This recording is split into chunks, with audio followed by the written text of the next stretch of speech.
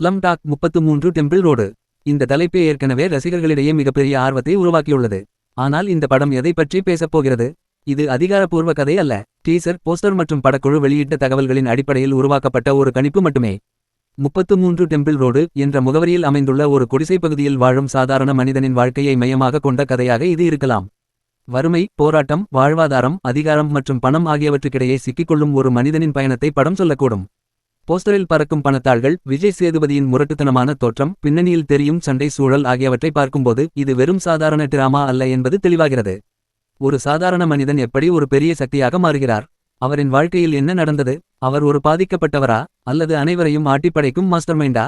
இப்படிப்பட்ட பல கேள்விகளுக்கு பதில் சொல்லும் படமாக ஸ்லம் டாக் 33 டெம்பிள் ரோடு இருக்கலாம். இயக்குனர் பூரி ஜெகன்னாத் படங்களில் வழக்கமாக இருக்கும் மாஸ் காட்சிகள், அதிரடி உணர்ச்சிகள் மற்றும் சக்திவாய்ந்த வசனங்களும் இதில் இடம்பெறலாம். மேலும் மக்கள் செல்வன் விஜய் சேதுபதி இந்த கதாபாத்திரத்தில் எந்த விதமான மாற்றத்தை கொண்டு வரப்போகிறார் என்பதையும் ரசிகர்கள் ஆவலுடன் எதிர்பார்த்து வருகின்றனர். இவை அனைத்தும் தற்போது ஒரு கணிப்பு மட்டுமே. உண்மையான கதை என்ன என்பதை தெரிந்து கொள்ள ஜூன் 8 மாலை 6 மணிக்கு வெளியாகும் டீசரை காத்திருக்க வேண்டும். உங்கள் கருத்து என்ன? ஸ்லம் டாக் 33 டெம்பிள் ரோடு படம் எதை பற்றி இருக்கும் என்று நீங்கள் நினைக்கிறீர்கள்? கமெண்டில் சொல்லுங்கள். Presented by Screen Time Pass.